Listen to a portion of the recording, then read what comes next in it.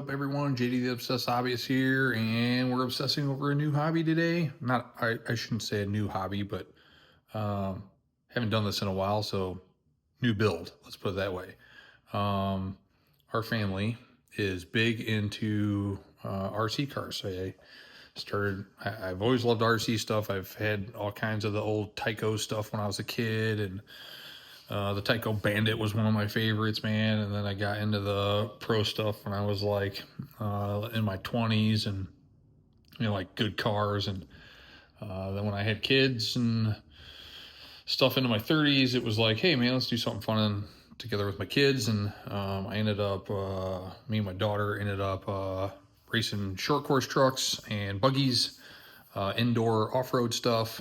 And she won a championship, and I came in second place in modified truck, and then came in like fifth place in stock buggy in our classes that we were in.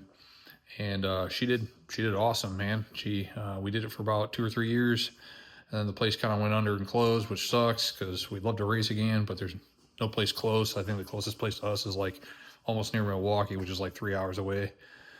Or down south in Morris. That might be a little closer, like an hour and a half, hour and 45-minute drive. But yeah, so I do, I love to do scale RC stuff. So anything that looks like a real truck or operates kind of like a real truck. So let me show you a couple of things. So these are all our old race bodies. That's mine there. And then a couple of my buggy bodies. And then this is the Axial Score trophy truck. This is built like a trophy truck. 4-wheel drive, independent front suspension, solid rear axle. Looks like a trophy truck, drives like a trophy truck. It's pretty awesome.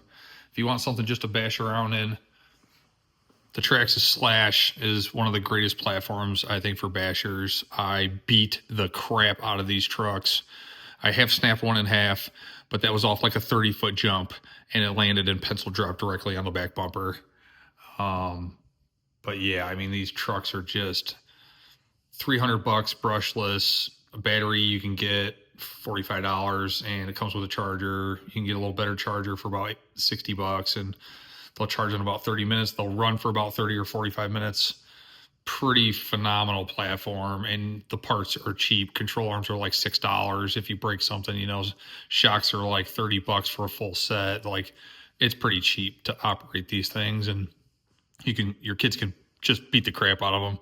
This one's been run into a curb, and it doesn't even freaking look like it. But yeah, so right now what we got going on is we got the 3 little ones here. These are 18 scale ECXs, and these little suckers scoot, and we just mess around the garage with these. So right now, this is the current build. Upside down. This is 3 Racing's Sakura platform.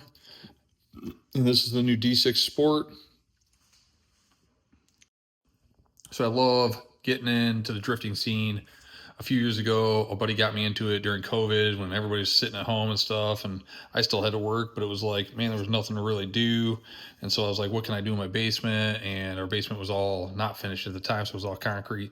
So I was like, man, I'm going to get into RC car drifting, and I bought one of these platforms. It was the D5 platform originally, the Sakura D5 platform, and just bought a stock car and put some old electronics I had in it, and bought a used body off a buddy, and that was awesome. And then, of course, as Josh does, obsess over his hobbies, we went nuts with it. So I bought 2 more D5 Pros, which have all aluminum bulkheads on it where the suspension stuff connects.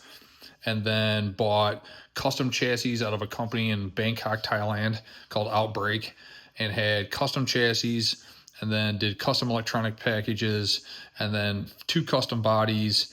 And I'll try to post some pictures up of those right now. And then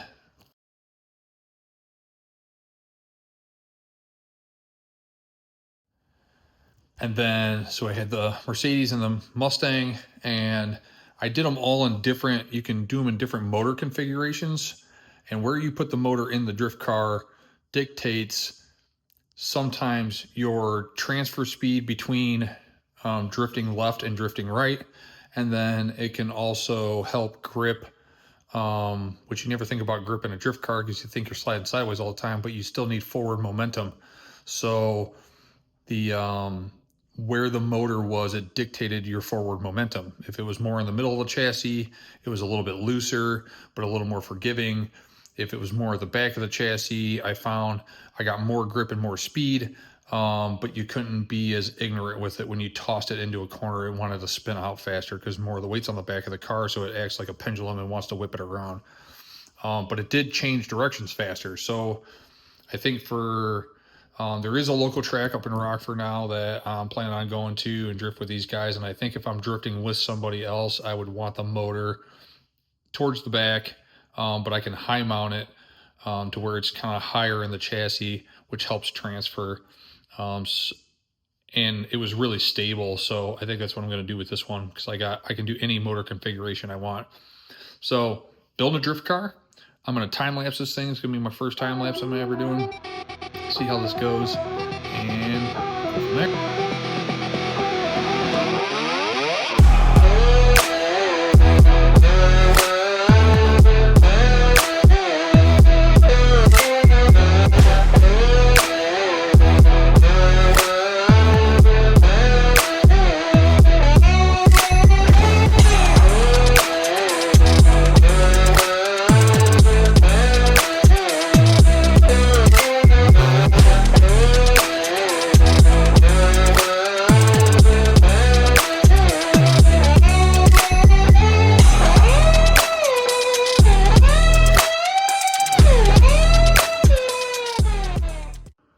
Okay, everyone, a little update on the car. Going to continue the time lapse here.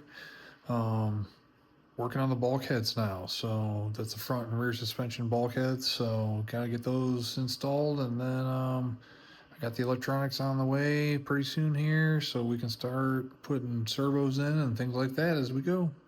Let's go.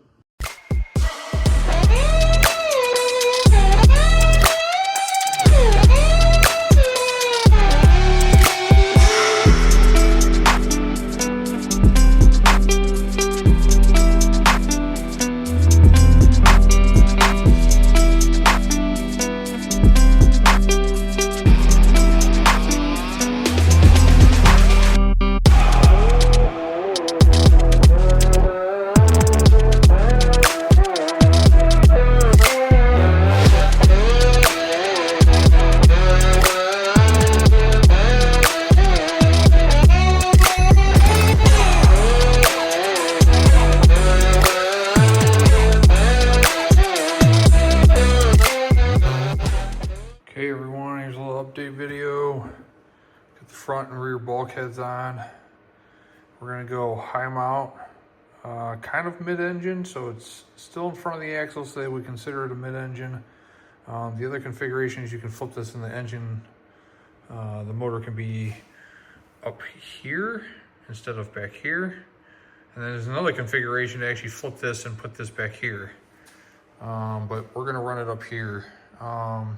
Couple reasons.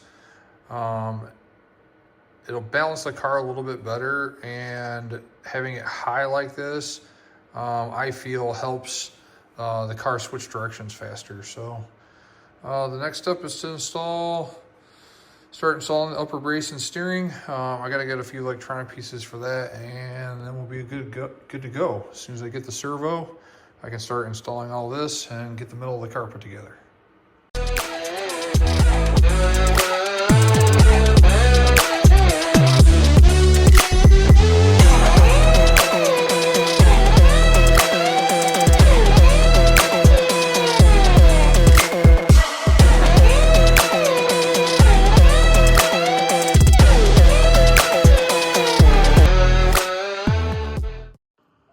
Everyone, gonna close out this video on this time lapse here. So we're about halfway with the chassis build. Next up is the suspension, which you saw at the end of that time lapse that I was working on there. And then I realized a lot of these cars have a wheelbase adjustment for different size bodies. So I was just checking that. So we'll give you a little sneak peek of the body here. But it looks like I got it on the right setting. I just got to make sure I get the rear upper control arms in the right setting, because if you flip the control arm, it makes the wheelbase longer. So you can do that. Yeah, so I'll give you a little sneak peek here. There we go. So like I was saying, it looks like the control arm is centered in this wheelhouse here, and it looks like it's centered up front here, so we should be pretty good. This is the HPI RTR Spec 5D, like S550 Mustang body. I'm a big Mustang fan. I've had 2 S550 Mustangs. She'll be pretty sweet. And just a sneak peek of wheel here.